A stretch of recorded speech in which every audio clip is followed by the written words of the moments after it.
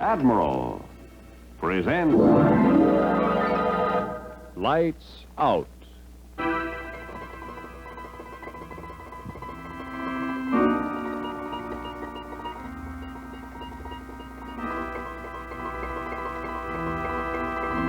Hello. Peculiar, isn't it? How people who should know better will persist in clinging to something which can only lead to evil for those who handle it. This little trinket, for example, can lead to extraordinary happenings under the spell of the Fonceville curse.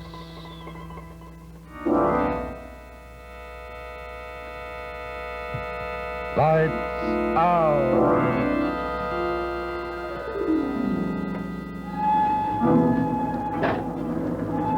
I'm going to have to kill you, Anne. Just as I've killed all the others. No, Paul, no.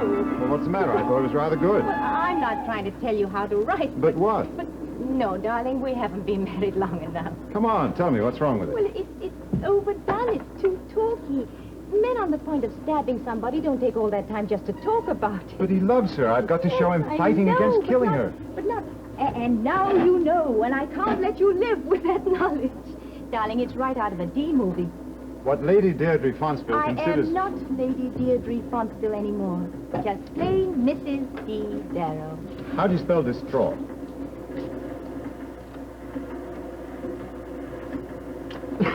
D-I-S-T-R-A-U-G-H-T. Oh, Thanks. we're almost there. I can hardly wait for you to see it. You know, I'm expecting a cross between the Tower of London and the Chamber of Horrors. And that's exactly what you're going to get at the House of Baron Fonceville. Hey, that'd make a good title for a book. The House of Baron Fonceville. Oh, no, you don't. I have your sacred promise sworn on a stack of royalties that this is your last mystery novel for a whole year. Just remember what the doctor said. Battle fatigue and hangnail were one and the same to him. Nevertheless, he said you needed complete rest and nothing on your mind but me. I'm not even sure I should get you finished working on the book you're writing. Now, look here, darling. Among my other bad habits, I'm fond of eating. We'll eat when I sell the castle. With that old pile of stones? You Americans needn't think that we English can't get rid of a white elephant when we have to. We're almost there. Now remember, be nice to Aunt Mendicant. Who could be nice to anyone named Mendicant? Well, she stayed on in that old house all these years by herself. Hasn't cost me a penny in upkeep. Pretty big of her. If you let her live in the house rent-free and pay the taxes for her, what does she want? She's an old woman, and she hasn't got anyone else to turn to. No, I used to be so frightened of her when I was little. Even when I was in a room full of people. Why, did she lock you in the dungeon on bread and water? You can make fun of her if you like. Just you bump into her one night, and she stalks the drafty halls of Fonceville Manor. You'll see what I mean. The Murder of Mrs. Mendicant by Paul Whidden Darrow. Now, Paul. Oh, we're there. Oh, now remember, be nice to Aunt Mendicant. I'll give her a big kiss if it'll make you happy. Oh, Aunt Mendicant. Hello, Aunt Mendicant. You're late. So is the train. Auntie, this is my husband. Is that all the luggage? The rest is being sent. Come, there's a bad fog coming up. I've opened the east wing. I think you'll be comfortable.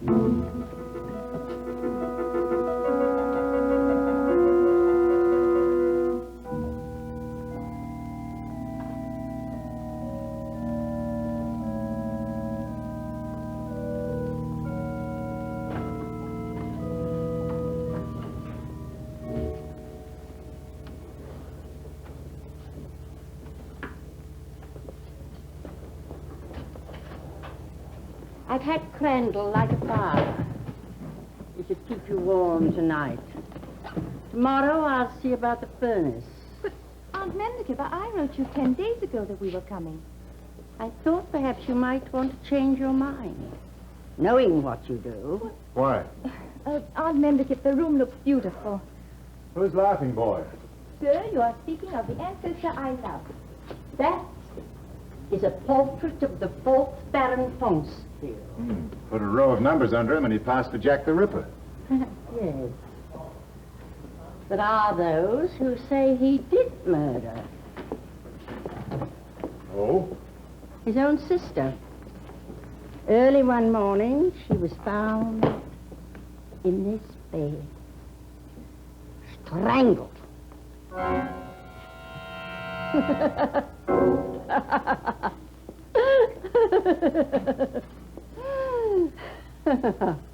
Her husband was found hanging on these doors, hopelessly insane. He kept on saying, "Let me in. I've done it. Let me in. I've done it." How do you know it wasn't her own husband who killed her? Why? Because of the Baron Fonceville. Oh. Tell me more. The Baron was a woman-hater, it seems. Put a curse on the entire female line of Fonceville. Is that supposed to be a joke? If there's anything you want, I'll not be far away.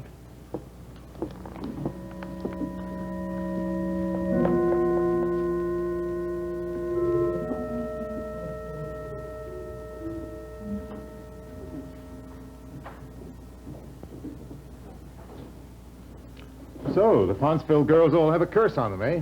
So the legend goes, we're all supposed to die horribly in our days. Nobody want to kill you in that. They'd be much more apt to want to kiss you. I thought perhaps you'd want this. Oh, why, yes. Yes, by all means. Thank you, Aunt Mendicott. Good night. Good night.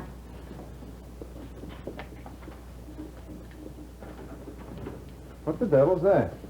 The seal of the House of Fonceville.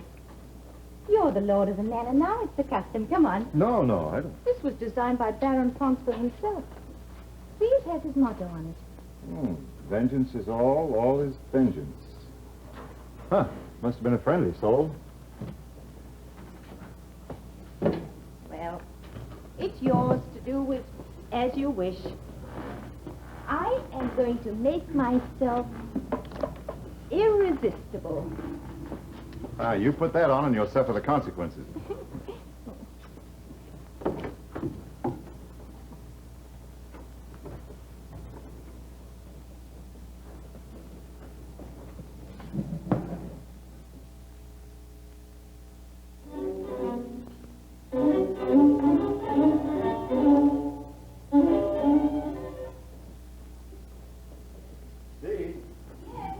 Is there a radio in here somewhere? No, we only got the phone and lights 2 years ago. Just be thankful for modern plumbing. Funny.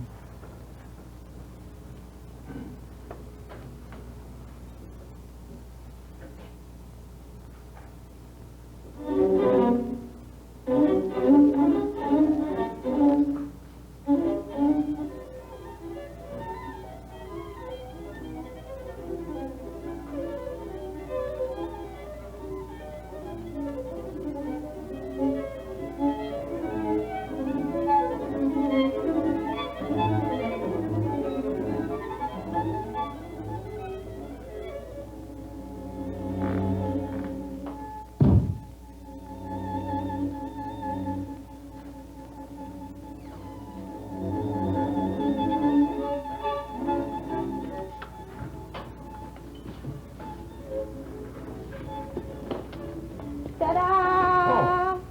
Oh, Dee. Hey! Oh, all right, you're ravishingly beautiful. Dee, tell me something. Well, what is it, Paul? I thought I heard some music around here somewhere. It seemed to be coming from that wardrobe. And those costumes, they must be worth a fortune. What costumes? Why... Oh, boy. I need more rest than I thought I did. You certainly do. Now, come to bed, darling. I want to get something to read. Read?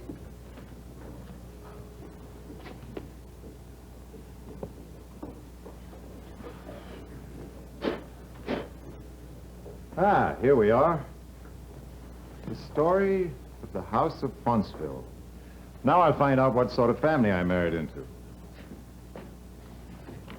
Paul Whiddon-Darrow, if you're going to sit up all night and read that musty old book. Peace, woman, peace.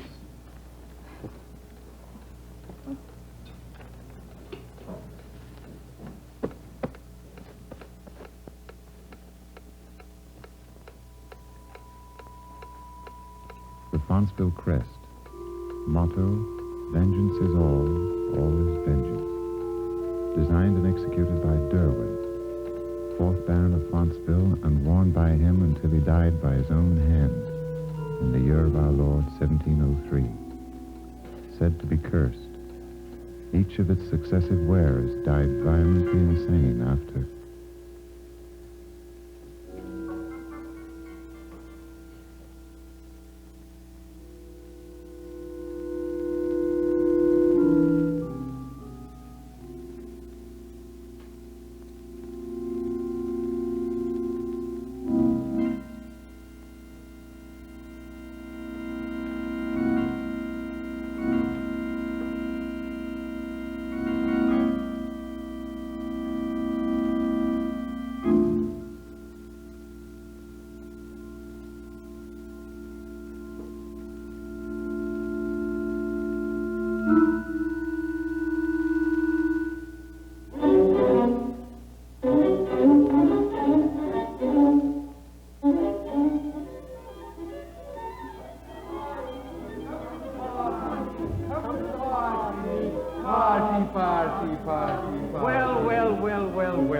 Well, we've been expecting you. You must be the new lord of the manor.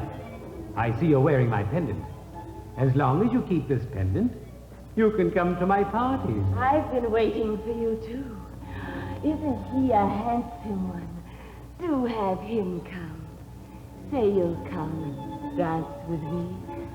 You do want to, don't you? Won't you, step in? He's got a wife. He's got a wife. He can't come in. He's got a wife. Oh, you've got a wife.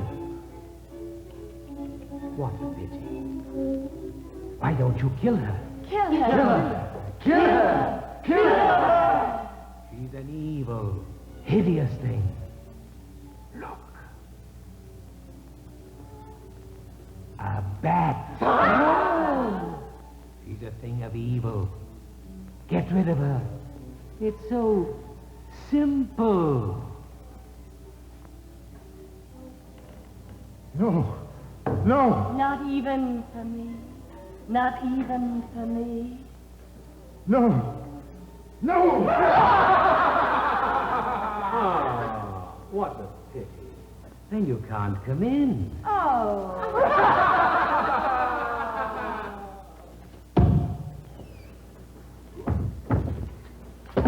Let me in! Let me in! Let me in! Let me in! Let me in! Oh, Paul, what is it? Wake up, darling. Oh, another nightmare. Oh. Oh, darling.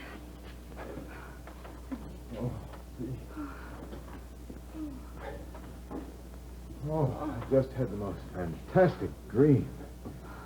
At least it seemed like a dream. I looked over at you and you were a bat. You'll be all right, darling. Come to bed. Do you think I ought to call Helen and tell her we can't come to her party tomorrow night? I don't think you'll be right for a party. No, I'll be all right.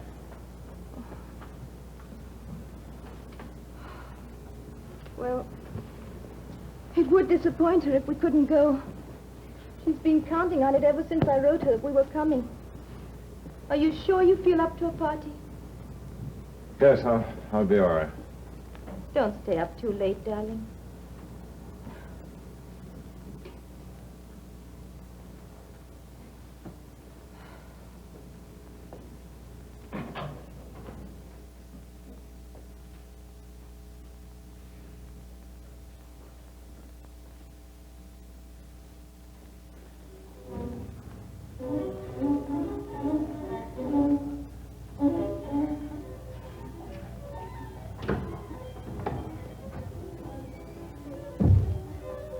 Remember, dear boy, if you want to come to my party, you must first kill your wife.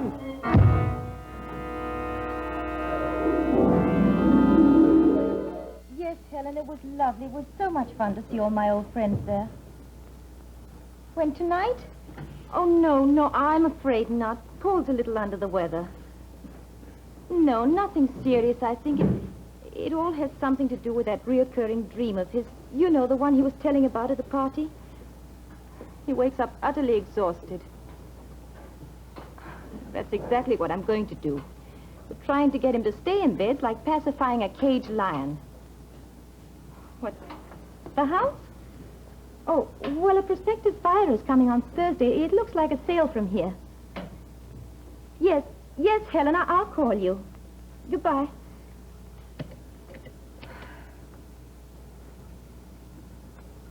Aunt Mendicott, please knock when you enter this room. I'm sorry. It's unnerving to look up all of a sudden and find somebody in the room. Have you been talking to my husband? About what, Deidre? Filling his head with those ridiculous stories about the old Baron. You ask me questions, and I've given him answers. Well, I wish you wouldn't. He's very excitable. Stories like that stir his imagination. He's been sleeping badly and having nightmares. I don't want you to tell him anything more about the house, do you hear? As you wish.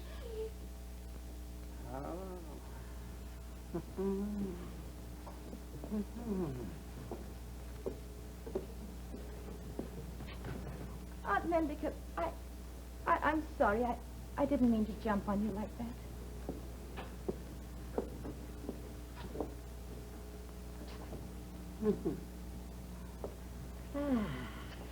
I understand.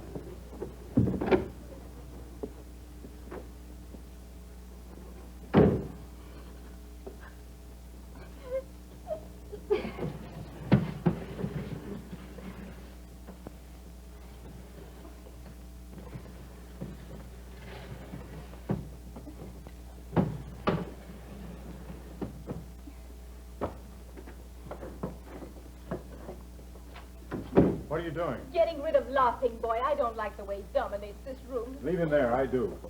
Oh, darling. Darling, please let me call a doctor. I don't want a doctor, I'm all right. You're not all right, Paul. You're continually upset.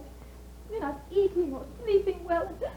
If I wake up once more and find you pounding on this wardrobe door, I'll... Yes? Oh, darling. Darling, you said that every time you pick up this pendant, you hear that music. It seems that way.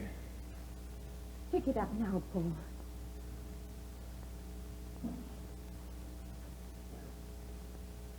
No! Here, take it. That's nonsense. Not if you really believe I'm it. tired and upset, and the novel isn't going well, and those blasted nightmares. Tell me more about them, darling.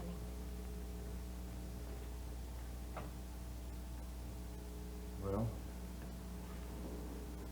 it always seems that I want desperately to go to a party they're having on the other side of that wardrobe. It always looks so inviting. I remember frantically wanting to go. But the condition for admission always seems to be... Yes, go on, darling, go on. The admission is killing you. But somehow you don't seem like you at all. You seem to represent something I have to kill, something evil. I hear them whispering, saying over and over again, kill her, kill her, kill her, kill her. And the hardest thing to understand is that I seem to think it's worth it. I bet those lie down and tell me all boys could make something out of that. And this pendant is always somewhere near you when this happens. Yes, I seem to touch it or pick it up somehow. That always seems to start the thing going. Then we must get rid of it. Somehow this pendant has a dreadful association. Now, of don't some you sort start for that amateur psychiatry. Don't be ridiculous. Of course you can't get rid of it. It's a valuable antique.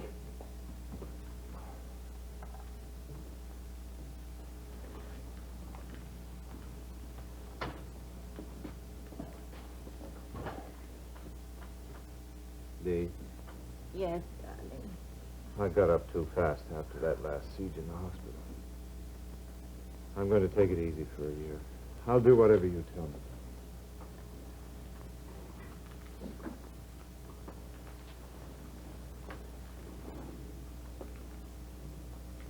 Well, we'll put this back in its box. No. Put it there. I mustn't start giving in to things, making it easy on myself.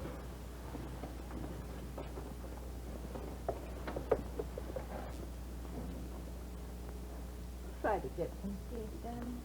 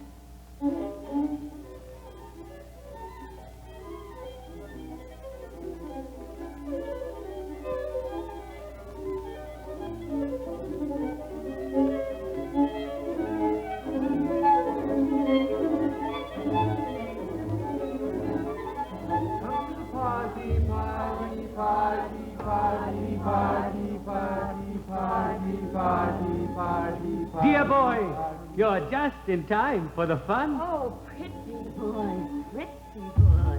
Is he coming tonight? Are you? Come to the party. Come to the party. Come to the party. One moment. You must kill her first, you know. It's a little rule we have. No married men. Or had you forgotten? No married men allowed, my pretty. No married men allowed, my pretty. Why don't you kill the evil one? Look at her. Why don't you? Why don't you? Why don't you? Why don't you?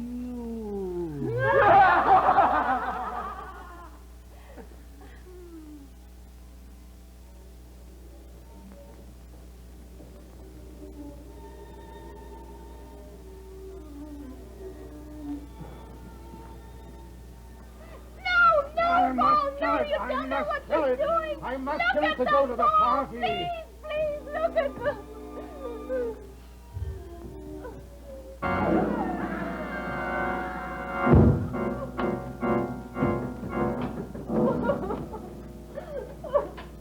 I heard something. Are you all right? Are you all right? Oh, yes. Yes. Everything's all right. The back is dead. Oh, the curse of the Fonceville is lifted.